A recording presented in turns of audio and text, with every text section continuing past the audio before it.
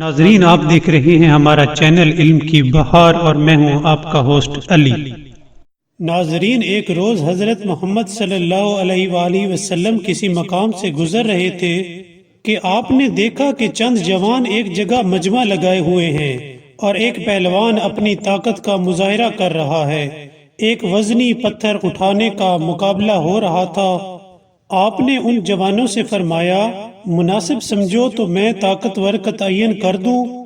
لوگوں نے عرض کی، ہمارے ماں باپ آپ پر فدا ہوں، آپ سے بہتر کون فیصلہ کر سکتا ہے؟ آپ نے فرمایا، میری امت کا طاقتور شخص وہ ہے جو غصے کی حالت میں خود پر کنٹرول رکھ سکے۔